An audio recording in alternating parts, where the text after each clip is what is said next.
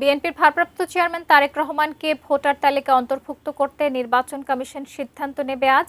এ সংক্রান্ত অগ্রগতি এবং ইসির সার্বিক পরিস্থিতি জানাতে আগারগাঁওয়ের নির্বাচন ভবনে আছেন সহকর্মী মাহফুজা মোসলেহি। সরাসরি যুক্ত হচ্ছি তার সঙ্গে। মোসলেহি, আপনি এর আগের সংবাদে আমাদেরকে বেশ বিস্তারিতভাবে জানাচ্ছিলেন, নতুন কি কোনো আপডেট পেয়েছেন কিনা জানাবেন। তালিকায় অন্তর্ভুক্ত হওয়ার জন্য যে নিবন্ধন প্রক্রিয়া সেটি কিন্তু বিএনপির ভারপ্রাপ্ত চেয়ারম্যান তারেক রহমান এবং তার কন্যা জাইমা রহমান গতকাল শনিবার অর্থাৎ ২৭ ডিসেম্বর সেটি সম্পন্ন করেছেন।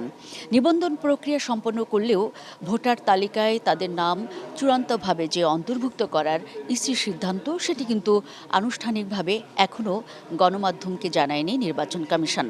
এরই মধ্যে আমরা লক্ষ্য করেছি এই বিষয়টি জানার জন্যই বিএনপির যিনি স্থায়ী কমিটির সদস্য নজরুল ইসলাম খানের নেতৃত্বে ৩ সদস্যের একটি প্রতিনিধি দল এরই মধ্যে কিন্তু প্রধান নির্বাচন কমিশনারের সঙ্গে বৈঠকে বসেছেন।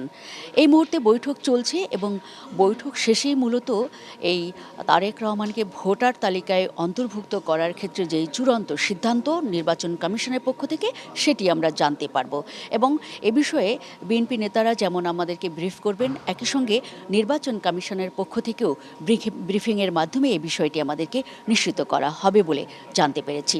তবে এখনও পর্যন্ত নথি বা বৈঠকে মাধ্যমে যে বিষয়টি চূড়ান্ত করা সেটি কিন্তু এখনো পর্যন্ত করা হয়নি। অফিসিয়ালি সংশ্লিষ্ট যে শাখা সেটি থেকে আমাদেরকে জানানো হয়েছে।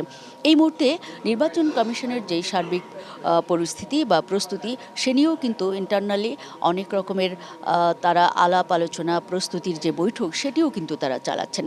আমরা জানি যে এরই মধ্যে বিএনপির ভারপ্রাপ্ত চেয়ারম্যান তারেক রহমান বগুড়া এবং ঢাকার যেই আসনগুলো রয়েছে বিভিন্ন যে মতবাদ আমরা শুনেছি সেখান থেকে কিন্তু বগুড়া ৬ এবং ঢাকার ১৭ সংসদীয় আসন থেকে তিনি লড়বেন এবং সামনের যেই নেতৃত্ব সেটি দেওয়ার লক্ষ্যে এরই মধ্যে কিন্তু দলীয়ভাবে যে প্রক্রিয়া সেটিও কিন্তু চালানো হচ্ছে এবং আমরা জানি যে এরই মধ্যে তার পক্ষে মনোনয়নপত্র সংগ্রহ করা হয়েছে এবং সব মিলে আসলে যদি বলি যে খেলাফত মজলিসের যিনি আমির মামুনুল হক তিনিও কিন্তু ঢাকা ১৩ আসন থেকে মনোনয়ন সংগ্রহ করে আজকে সেটি জমা দেওয়ার জন্য ঢাকা জেলার যে রিটার্নিং কর্মকর্তা বা আমরা জানি যে ঢাকার যেই জেলা নির্বাচন অফিস সেখানে জমা দেওয়ার কথা রয়েছে।